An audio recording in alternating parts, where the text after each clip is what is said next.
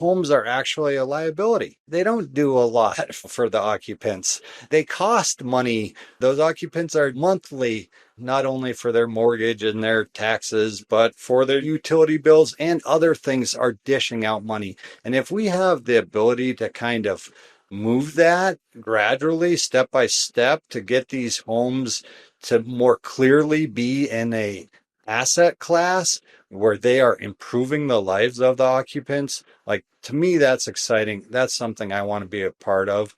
And I think the team we have at GreenSavers is really into that as well. Hey everyone. Before we dive into today's episode, I want to take a minute to ask for your help with something really important to Amply's mission. We are hiring a senior iOS engineer, and I suspect the person we're looking for is somewhere in this collective network. Maybe it's you, maybe it's someone you know, maybe it's someone who knows someone you know. Here's what makes this role special. Amply's mission is to help get more heat pumps installed, and more importantly, to make sure those heat pumps are perfectly sized for each home. We're not just building software, we're helping solve one of the biggest residential decarbonization challenges we have. Amply is an awesome place to be an engineer. Why? First off, I'm literally the only non-engineer at the company. It is an engineering-driven culture where everyone gets deep into technical details because that's what it takes to solve these complex problems. Second, we're super early stage, which means any engineer who joins us is not just writing code. They're wearing a product management hat. They're getting to know our customers. They're walking in our customers' shoes and then figuring out how best to solve their problems. There is zero bureaucracy here. We don't have a bunch of leadership and hierarchy and standing meetings. We are extremely flat as an organization. We make decisions fast. That can be super exciting if you thrive in that kind of environment. The other thing that's really exciting right now is that our product is catching on with customers. We're getting fantastic feedback. But what we keep hearing is, we want more, we want this feature, fix this. Our customers are clear about what they need next, and we know exactly what we want to build. So you'd be joining at this perfect inflection point where product market fit is happening, and there's this clear roadmap ahead of super important stuff to build and roll out. We're looking specifically for an iOS engineer with Swift and SwiftUI experience, someone who's built apps from concept to launch, and who loves creating beautiful, intuitive experiences. If you're listening, here's how you can help us. First, the job spec is the very first link in our show notes. Check it out, share it. Second, if you're on LinkedIn, the job spec is my pinned post. It's also Eric's. Feel free to repost it or share it on Instagram, Facebook, whatever, wherever your network hangs out. But here's what I'd really like to ask you, if you're willing. Take 20 seconds right now to rack your brain. Think about your network, not just the obvious connections, but the ones once or twice removed. Your cousin's boyfriend who's an iOS developer. Your neighbor's kid who graduated a couple years ago with a CS degree and seems whip smart. I am confident that the right person is in our collective network, and finding great people through referrals is our favorite way to hire. If someone comes to mind, send them the link. If you know someone who might know someone, share it with them too. This role is all about helping heat pump pros do their best work, which means more homes get electrified the right way, more happy homeowners, and honestly, that's how we all win. All right, that's it. Sorry that took so much time, but this is super important to us. Thanks for taking the time to think about it. Now let's get on to today's episode. Hi, and welcome to the Heat Pump Podcast. I'm Ed Smith. And I'm Eric Fitz. We are co-founders of Amply Energy. Today, we're thrilled to welcome Robert Hamerly, CEO and founder of GreenSavers out in Oregon. Robert, thanks for joining the pod. Guys, thanks so much for having me. I've been looking forward to this. I think you guys are doing a great service, our industry. I can only imagine putting in the effort to keep this pod up and timely, and running a business seems like a lot. And episodes I've listened to so far, I've really enjoyed. So thank you guys. It's a huge compliment. We appreciate it. We started it and we were like, let's just see what this is. It was an experiment. And then we realized we'd release this if nobody listened to it. It was just a great way. Honestly, it was a great way to get to know people. Anyway, we're happy to do it. We got a bunch of stuff we want to dig into with you, Robert. You're an expert on a variety of stuff and you've built a heck of a business. But to just lay the groundwork for our listeners who may not be familiar with GreenSavers, in a couple of minutes, tell us about your business, what it does, so we have that as a foundation. GreenSavers, we consider ourselves a full service home performance contractor, maybe with a few extras sprinkled on top.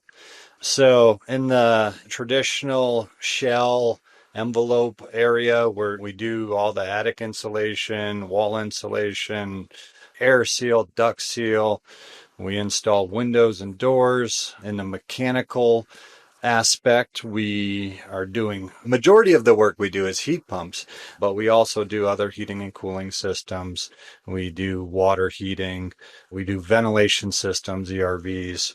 In electrical space, we're doing all the branch circuits related to our mechanical equipment.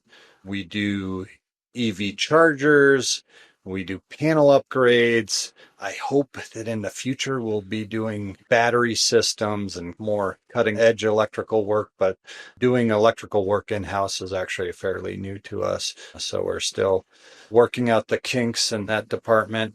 Similarly, solar, we do some solar. I definitely want to do more in the future, but still working out our processes there. And then just to add a little spice to things, we also build a handful of ADUs a year, and we do some seismic retrofitting too out of our Portland office. So a lot of things. Wow. Super impressive. That has a lot of different things to offer. Amazing. That is a serious menu of things you can offer your customers. Tell us your origin story and GreenSavers' origin story. Like, we'd just love to know about you, your background, how you got into this, and then how GreenSavers evolved, because I can't imagine you started with seismic retrofits. Sure. So it'd be great to understand like how it all unfolded. So let's see how far to go back. I guess even though there might not be a straight line in between these things, I think there was some influence. My parents bought a old brick colonial farmhouse that was built in the 1800s. And when I was a kid, they spent most of their weekends and free time trying to get this 200-year-old or 150-year-old building up to decent standard. And that included efficiency measures. So I remember when my dad rented the blow machine from the local hardware store and was trying to insulate this old colonial, and I remember him using foam board and open cavities and trying to figure things out there, stumbling through it. And yeah, stumbling through it, I think, was the operative word there. But that was definitely an influence on me. Then as I got older, I did have an affinity for construction. When I was going to college, that was typically my summer jobs. I framed houses. I actually worked at a HVAC company for a couple summers out on Nantucket. So I had my hands in the trades a lot, or at least somewhat. And then how GreenSavers came to be was, let's see, probably around 2007. I was hanging out with this guy, Kevin. He was a really interesting cat. He had a veggie oil business where not only did he convert diesel rigs to burn on veggie oil, but he also ran around to local restaurants and collected used vegetable oil and processed it and sold it. And he also did contracting, and he did only the coolest kind of bespoke contracting. He was building hay bale houses and SIPS panel construction and all those kind of, for me, were totally different. And I think that's for the first time I got introduced to a ductless mini split, was on one of his projects. And so we started hanging out a lot, and both really enthusiastic about some of these spray foam, some of these new technologies. And so we wanted to build a business around this stuff. And this was also the time, 2007, 2008, the bottom of the whole economy was falling apart.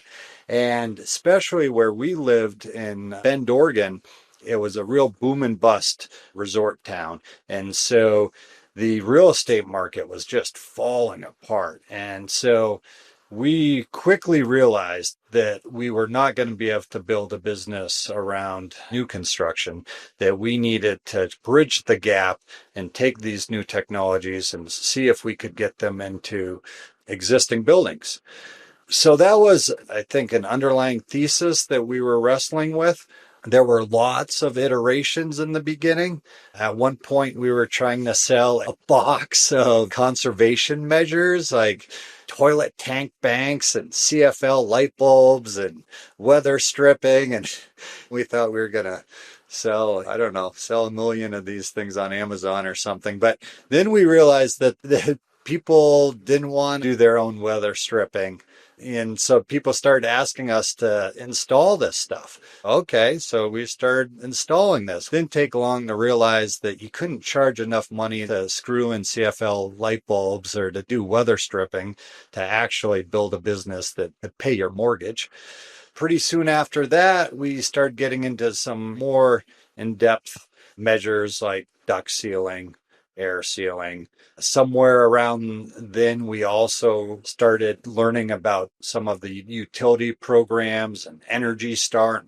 Oh my goodness, there's people out here who are doing this. It's not just us. And there's a whole framework of getting educated, BPI and that whole thing. So yeah, it started pretty modestly with toilet tank banks and then got into insulating attics, and the weatherization was the first measure that we still do that we got a hold of, and then worked into mechanical and windows from there. It's been a long journey, and as you heard me say, I think I'm still in the middle of it as far as trying to refine exactly what offerings we have for our clients. And we're still changing that up every year. Amazing. And tell us, that's incredible. So you've gone from weatherization to adding mechanical as a service, and now you're getting into solar and seismic retrofits. Tell us a little bit more about size and scope of your team. Are you operating just within Bend, Oregon? Do you have multiple locations? What does that look like? So we have 2 locations. We have one in Portland, Oregon, one in Central Oregon. They are about 3 hours apart. So sometimes I feel like it's totally 2 separate organizations, but we do our best to keep things centralized. We have about 70 individuals who work for GreenSavers right now. And yeah, was there something else in there that I missed? Did you have another aspect to that question? Yeah, I was just curious. Yeah, that's helpful to have that context. You're about 70 employees and 2 locations. Yeah, that's great context. Yeah, it is a big That's a team. big team. Truthfully, we're probably a little heavy on the team right now. We're looking to grow, so we are building a strong foundation to be able to handle that growth without stressing people too much, because we've done that in the past as well. And obviously that has negative ramifications to team members that we don't want to repeat again and again. So I think we are positioned well for the next step on this growth trajectory. So we opened Portland. When did you open Pretty Portland? quick after that. I think I was operating in Bend for maybe 2 years. And again, the macro factors that affect our businesses, right? And so basically, call it 2010, we're still in the middle of this recession, and Bend, Oregon is something like has 15% unemployment. It is a tough place to get a business off the ground. And the other thing is the building stock in Bend is newer. So as the business profile started crystallizing more and more, I realized that Portland had the building stock that we wanted, had the population density and just the mass of population, and it wasn't affected by that real estate downturn as severely as Bend was. So it made sense to move pretty quickly into that Portland market. Robert, the way you told the founding story felt like you stumbled into it, and you liked construction, you knew this guy, you got exposed to some stuff, and things unfolded naturally. But just based on the sheer complexity of the stuff that you're putting in, it's a lot. B, it's super complex stuff. It's heat pumps, it's seismic retrofits. You want to get into that is non-trivial. And it's a big team in 2 locations. Help me bridge the gap from what seemed like humble and accidental beginnings to like what is clearly a very impressive organization today. I would say it is accurate to say that we did a lot of stumbling in the beginning, but I think the intention was still there to build a legitimate organization, a substantial organization, an organization that was going to have impact. I was lucky enough that prior to this experience with GreenSavers, I helped run and operate a green waste recycling facility in Southern California. And I was lucky enough to be on the leadership team pretty quickly there. And so at a young age, I got exposed to, I had probably 20 people reporting that were underneath me, not directly reporting to me, but they were underneath me. When I left that job, I was second in charge. And so I got this exposure of understanding what it took to run a business and understood that that was not out of my wheelhouse, that that was something that I could do. And it was something I wanted to do. I was looking for, I don't know about a cause, but I was looking for something that I could sink my teeth into, something that was going to make a positive impact for the team that was doing the work, for our society at large, for me as an individual who was going to pour my heart and soul into this endeavor. So I didn't know how all these things were going to line up, but I knew that once they started to, that I had confidence that I was going to be able to take these things to the next level and that I wasn't going to work as a sole proprietor for 20 years. Got it. And so digging into, you talked a bit about impact in particular. What really differentiates GreenSavers from maybe your competitors, or if you can speak to what are the unique things about your business that have really helped you grow? One of the things that I think it does make us pretty different right now is this more longer term vision.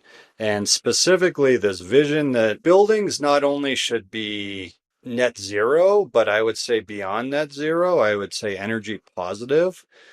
And that is a goal that we've been working towards for years now. I'm not sure that technology is there in every application right now. We definitely have some of our projects that are positive energy projects. And I also understand that not all our clients are there right now, whether they might not be there financially this moment, they might not be there philosophically right this moment, but this is a continuum. And we fully believe that the buildings of the future, and when I say buildings of the future, I actually mean retrofits as well, not just buildings that are going to be built in 2035. But I think our whole building stock as a nation is going to move towards this area where the buildings are producing enough energy to sustain themselves, to keep their occupants comfortable, healthy, and that it's going to produce energy for at least the transportation needs of the occupants as well. And so that is something that we've been pursuing. And as the years tick by and the technology gets better, and I would say even the zeitgeist, there it ebbs and flows. But case in point, you guys are doing this podcast on heat pumps, right? This didn't exist 5 years ago, and now it does. And so I think we are moving to this place that's really exciting to me. And I think casually we throw terminology around, oh, your home is your biggest asset. In a lot of cases, homes are actually a liability. They don't do a lot for the occupants. They cost money. Those occupants are monthly, not only for their mortgage and their taxes, but for their utility bills and other things are dishing out money. And if we have the ability to move that gradually, step by step, to get these homes to more clearly be in a asset class where they are improving the lives of the occupants, like, to me, that's exciting. That's something I want to be a part of. And I think the team we have at GreenSavers is really into that as well. Very cool. I think that resonates a lot with us. And interestingly, like part of the name of our business, Amply, is about that, this idea of it's going beyond just the status quo. It's this little bit extra. It's got an ample amount of amply sized system. You've got enough energy to cover the needs in the home and maybe a little bit extra so you can cover your other parts of the home as well. So that definitely resonates with us, and I love that. So how does that manifest in terms of your sales process when you're talking to homeowners, or how you're doing marketing or anything else in your business? Both in our sales process and our marketing, I think because of these two locations, Portland, clearly a blue city, right? Like through and through a progressive city. Bend, Oregon, where we started, votes is typically purple. And then the surrounding suburbs of Bend are red. And so we are doing work in this full spectrum. Some of our clients are conservative, some are far left. And so both for our sales and marketing, we have to somehow make that balance. There are things, as much as it's hard to find these days, there are common threads. And in your build, like the need for people to have a comfortable house, right? That's pretty universal. The need or the desire for folks to lower how much they're spending every month on these outlays on their energy bills, that's pretty universal. And our methods of assessing buildings, they're universal. So where that dovetails into our sales process, we can teach a new consultant a pretty consistent way of talking about a home, assessing a home, what measures are most important or a priority, how to approach prioritizing a list of services. I think what good consultants will learn is that depending where they are, and I think a good salesperson does this anyway, is they customize the language that they use, right? Like we're not the kind of company that has our line by line sales process spelled out and everyone needs to memorize these exact words.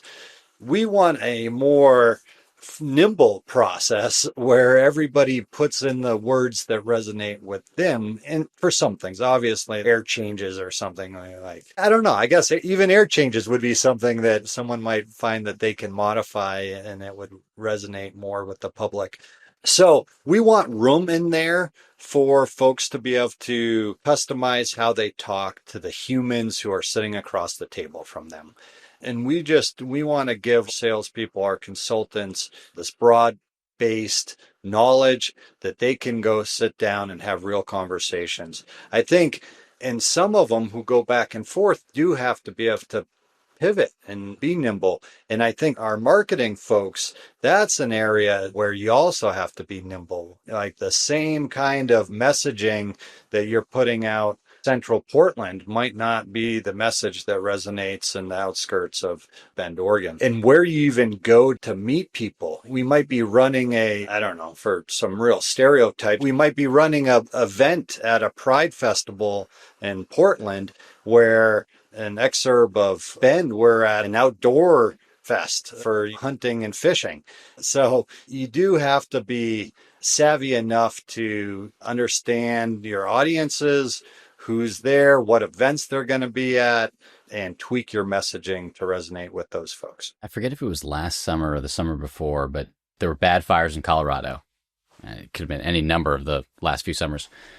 And there's a big article in the Wall Street Journal that homes that had weatherization, tightening up, like the series of green interventions were more likely to survive the fires because being tighter, you were less likely to get embers and sparks inside the house. There's a center-right publication like the Wall Street Journal. The thing was, this can save your home in an emergency situation, regardless of what you think drove the emergency, climate change or not. But it's really good for your house. And so the fact that there's these messages in the same set of solutions that can resonate so differently with such different customers, I think is pretty powerful. And it sounds like that's the sort of thing your sales team is empowered to do, depending on what door they walk into. For sure. Yes, I totally agree. There are things like you brought up in the forest fires.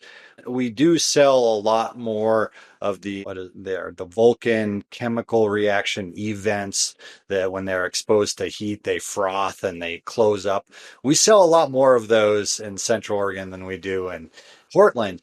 But things like air quality, the whole West is struggling with how to deal with this smoke in the summer to a level that is a lot worse than it was 10, 20 years ago.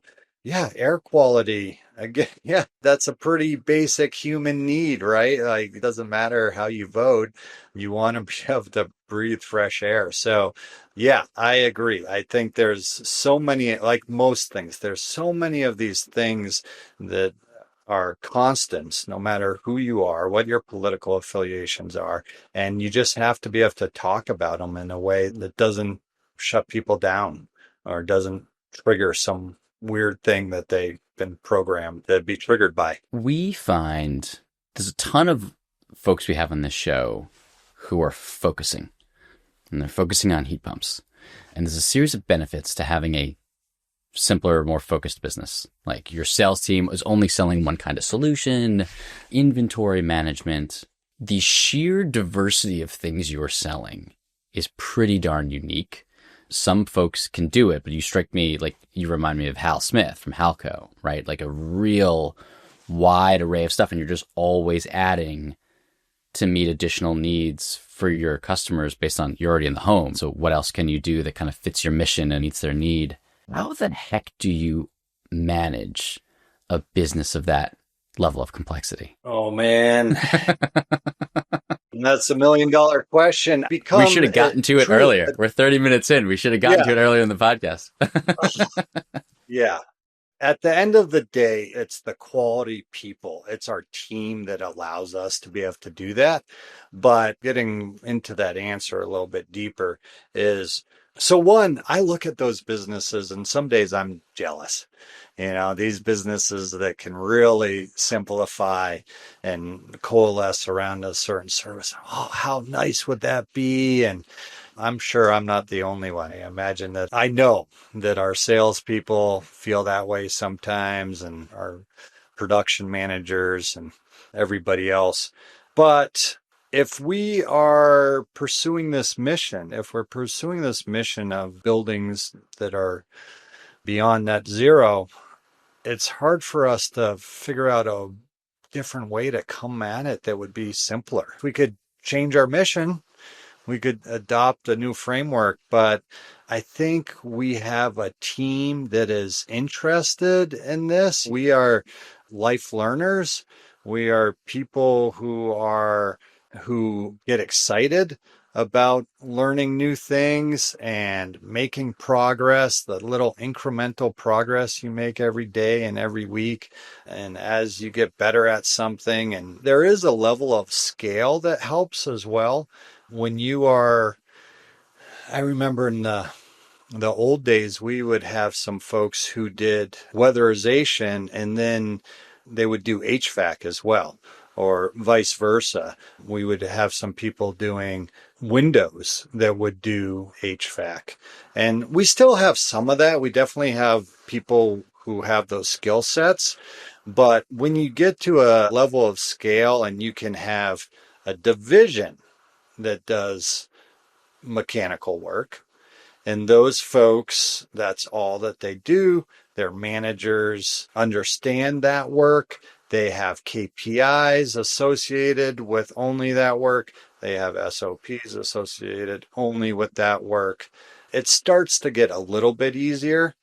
And so I think that's a big part of it. And I think we also understand that we are constantly looking for new tools and tricks. Anybody who's in the home performance space, I just came from the National Home Performance Conference in New Orleans, and it was definitely a topic of discussion down there is what software can meet the needs of the traditional home performance contractor.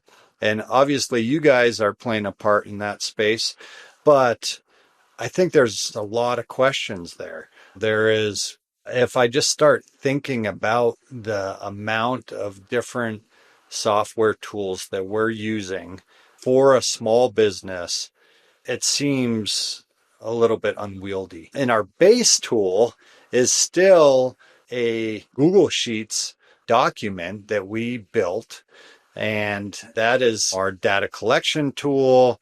That is our proposal generation tool, our work ticket generation tool, our materials pick list generation tool.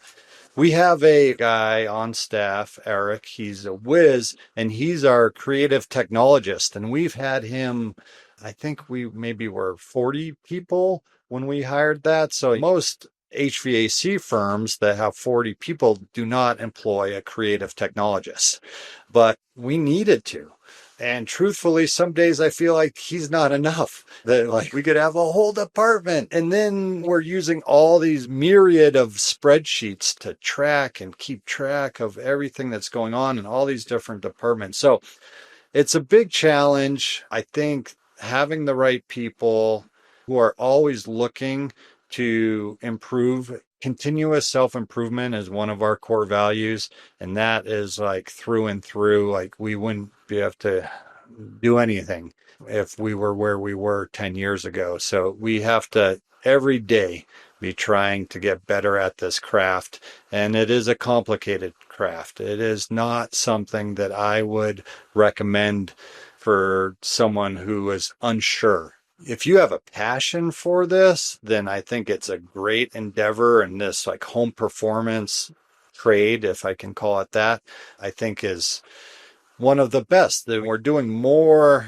things right. We're making these buildings better than they've been. The building has been there for 100 years and nobody's addressed these weak spots or these inefficiencies. And then we get to come in and people are so enthusiastic after we make these changes about how their building performs. So I think we're doing great work, but it is not for the faint of heart. And that would be something that I would caution anybody who wants to get into the building performances. Like, you better love it, because otherwise it's going to chew you up and spit you out, and it's not going to be posting. You're going to have to really scratch and claw. It's Robert, I feel like we started talking about like focus, and man, wouldn't it be nice if we're just focused on this like narrow aspect of the home, like maybe only weatherization. I think you're focusing in a different way, which is you're focusing on the home as a system. And you're trying to solve these complex problems that just exist in homes. And I feel like I come across these different stories where it happens naturally to really serve your customer. You've got to become an expert and be able to solve these different types of problems that are connected to each other. So for example, maybe you're starting off on weatherization and you're doing a big air sealing and reinsulating a whole attic flat.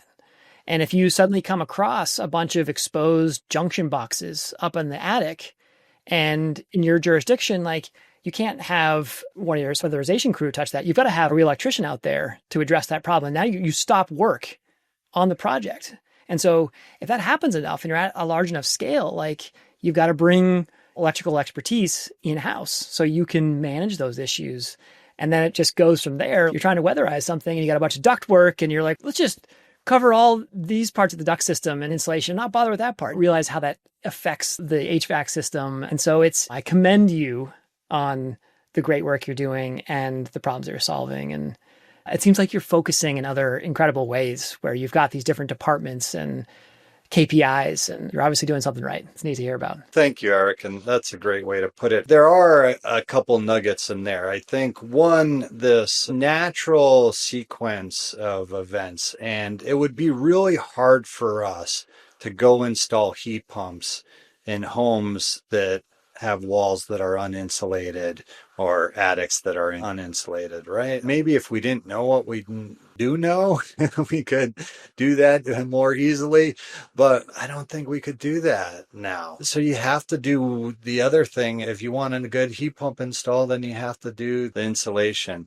And to your point, needing to control the process, because I guess that's the other way people deal with this issue is they say, hey, you go call insulator, and then when you get your home insulated, give us a call back and we'll do the heat pump. Or to your example, you go call the electrician, and when that knob and tube is all fixed, we'll come back. And you're right, we were just in too many of those that went sideways. That electrician homeowner never got the knob and tube remediated. The 3 electricians they called were like, knob and tube in a tight attic? Heck no, I'm not doing that. And so they said, we can't find anyone who wants to do knob and tube. We're dead in the water. We know somebody who'll do that. So yeah, you're right. There is this kind of just this organic process of solving these problems.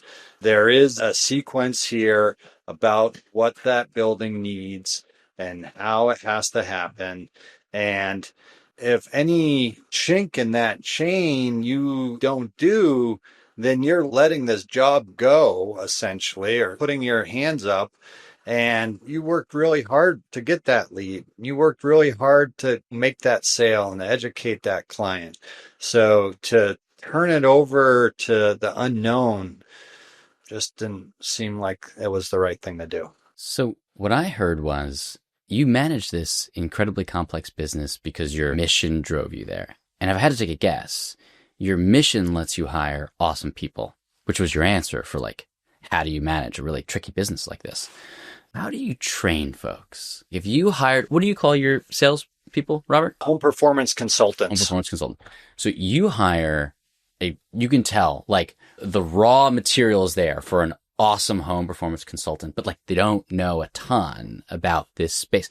How do you train them to go in and just do a heck of a sales and system design proposal for a homeowner? So I guess the first thing I would say is compared to some of the folks you've had on the pod that have what I would say is like real legitimate, big, organized training operations. I envision it with a separate building, and this is like the training center, and they're processing large amounts of applicants through there.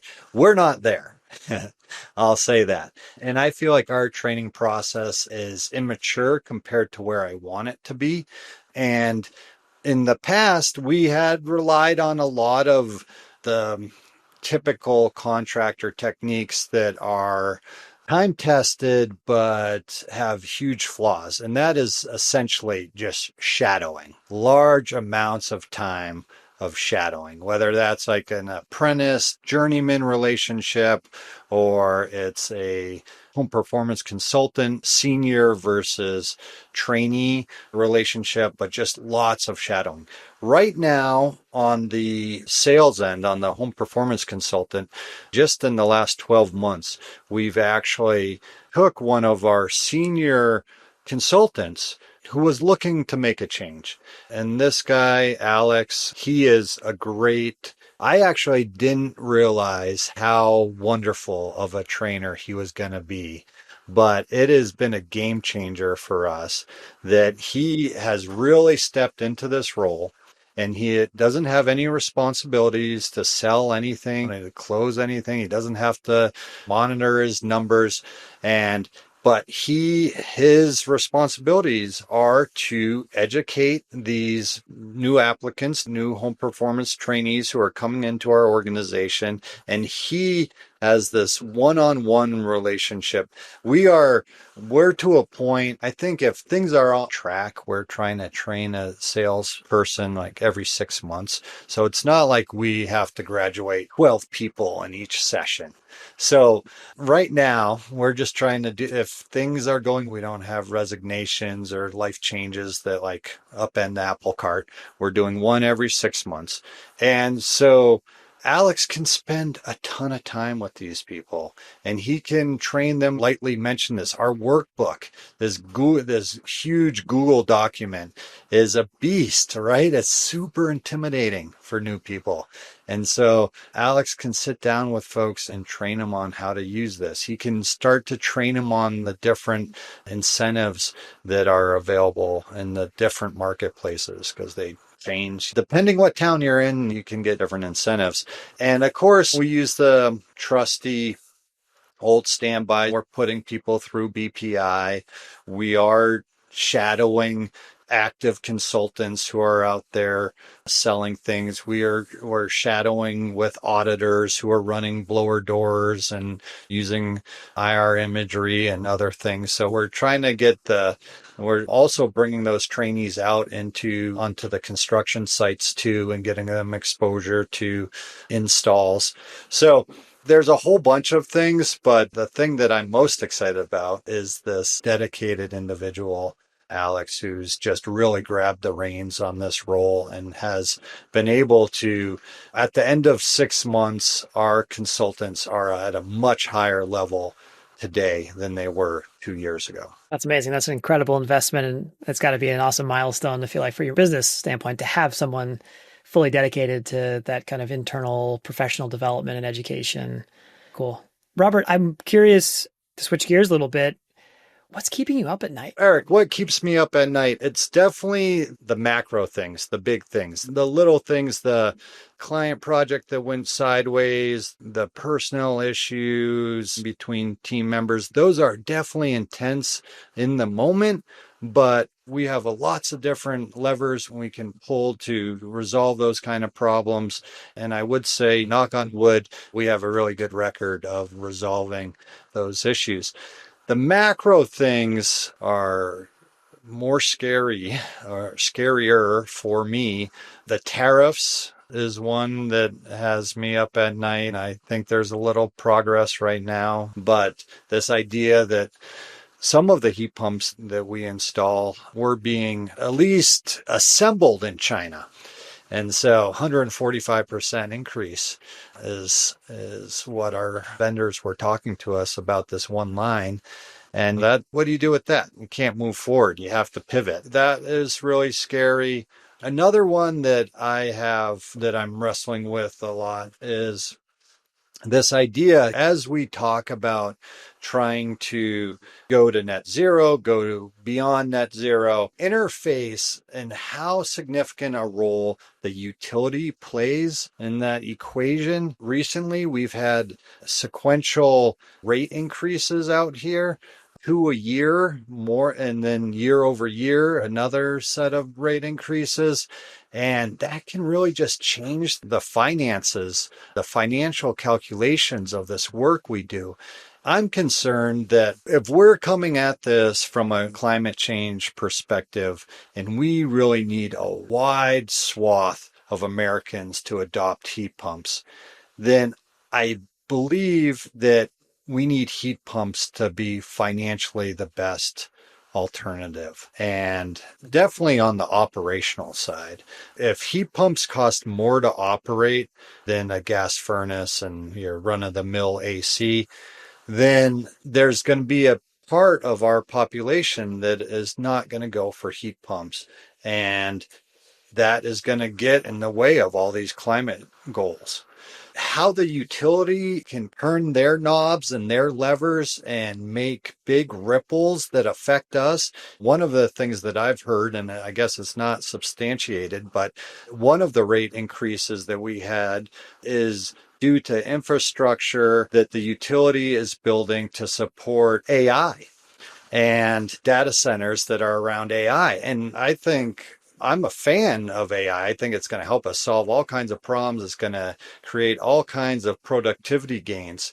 But the idea that a utility can amortize some costs that it's receiving from an industrial customer and amortize those across residential and commercial clients really is a hard thing for a business of our size to plan for. And so it makes our future planning just very difficult when we're not part of those conversations. And I would say the tariffs is the same thing, right? Like, how do you plan? You put all this time and energy into a certain kind of product or a certain manufacturer, and you learn all about it. And then that one product gets a 145% tariff applied to it. And all the planning you've done, all the learning, all the education goes out the window, and you have to pivot to something else. Those are the kind of things, Eric, that keep me up. Yeah, it makes sense. And those things are tough, whether you're talking about tariffs or the utility sector, and they're definitely big challenges. And we think a lot about The utility rates in particular have a huge impact. And you're totally right that if heat pumps become even more of a no-brainer, if they're clearly the better product from a operational cost perspective. And if you just, there are certain locations where this sort of ratio between the electricity prices and the fossil gas prices in particular, where suddenly it becomes a lot more challenging. And that said, there are lots of people that are having success as long as you can sell the other really important benefits. Obviously, what we think of as like the most important benefits, that a heat pump will be more comfortable. But sometimes, depending on your socioeconomic status and other issues, like comfort isn't the number one thing. Like you just have a certain budget. And if you can't exceed that budget. And so we got to be realistic about that. And you're at least optimistic that a good chunk of the Inflation Reduction Act related rebates that were really tailored for low income households in particular will end up making the way through. That cash has just been delayed and will flow through and ensure that part of the population will end up being made whole for the most part for this kind of transition. But it's tricky. It is tricky stuff. It is tricky. And I believe that we are still making progress, right? We are like the adoption of heat pumps and just electrification in general is happening. More people are buying electric vehicles. Like this movement has momentum and it is going. But if I contrast that with how far we need to go and how fast we need to do it for the climate, then that's where the velocity that gets slowed down by these arbitrary utility decisions and so forth. Yep, totally. Robert, on this tariff question, a little bit of a poll of the audience. We're starting to ask this in the episodes. Are you seeing that impact demand yet? Have you seen a slowdown from customer interest, or no, everyone's continuing on? I think we have. Our consumer out here it's definitely softer. And the uncertainty around the economy, tariffs, just things changing back and forth has definitely led to folks holding onto their dollars a little bit tighter. We haven't seen the real, that heat pump you're proposing went up 10%, and so we're going to pass because of that 10% increase. We haven't seen it that the correlation that tight, but just in the general feeling of the consumer and the uncertainty that they're experiencing has definitely, our lead volumes are down year over year. And we're struggling a little bit harder to meet our goals than we anticipated that we would, and that we were last year or the year before. Thank you for that honest answer. That totally matches. We talked to tons of contractors. That matches perfectly with what we're hearing. There's a little bit of a down note. I think we'll wrap it here, but on a positive note, like there are a lot of people who would kill to build the kind of business you have built in its complexity and aspiration and mission. If there are entrepreneurs out there who want to build the next GreenSavers, what resources would you point them to help them avoid some of the stubbed toes and skinned knees you probably had as you were building this very impressive business? Okay, let's see here. I'll give a little potpourri of advice here. So first, if you haven't been to the National Home Performance Conference, that's number one. I remember the first time I went there, it was like I was on speed or something. It was 18 hours a day just talking about buildings and building science, and sessions started at 7:30 or whenever they started, and all day 5 sessions later, and then at dinner talking more, and then after dinner just talking to other folks. And it was so exciting for me, and it was such a opportunity to absorb so much information. So I think that's a no-brainer. If you haven't been there, definitely check it out. Let's see. Books. I'll give a good classic business book, Traction. And it's basically, what do they call it? An operating system EOS. for Entrepreneurial small operating business. system. Yeah. Yeah, that's not new by any stretch of the imagination, but I think it is very important. And I know I needed a ton of that. My management team benefited a lot from that book. So I would recommend anybody who's trying to build a business and scale a business to read Traction. And then probably the thing that has been most impactful for me over the years, I don't know if this is just about my learning style or it would be this impactful for everybody, but join a peer group. And I've been parts of different peer groups over the time. Currently, I'm a member in 2 different peer groups. I think industry specific peer groups are great, but I also would recommend non-specific. Just there's Vistage is one that's a good one. It's for more substantial businesses, but there's others, Opportunity Knocks. And I just like when you are leading a business, trying to figure it out, there's only so much advice that you can get from people in your daily life, right? You can only share so many problems with your wife or your spouse until they're like, I'm fed up. I can't handle anything more. So, like, to be able, and same with your team members too, even if you have the best folks, there's some things that you need to be able to go outside of your organization to learn. And yes, I would definitely recommend researching which peer groups are available in your locale. And don't put too much weight on it. Don't be concerned that this is like a group forever.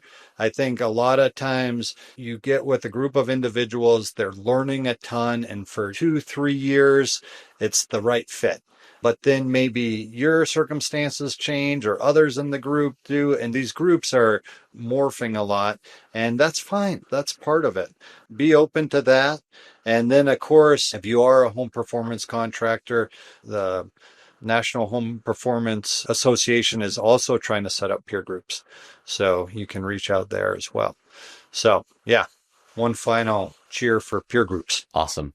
Robert, thank you so much for joining us on the Heat Pump Podcast. That was great. Oh, man. Thank you, guys. Again, I really appreciate the opportunity, and I can't wait to hear who you're going to have on next. And you got a faithful listener hearing me, and I appreciate that you guys can put so much time into this effort. Thank you. Thanks, Robert. It was great chatting with you. Thanks for listening to the Heat Pump Podcast. It is a production of Amply Energy. And just a reminder that the opinions voiced were those of our guests or us, depending on who was talking. If you like what you've heard and haven't subscribed, please subscribe in your favorite podcast platform. We'd love to hear from you, so feel free to reach out. You can reach us once again at hello@amply.energy, no.com, just .energy. Thanks a lot.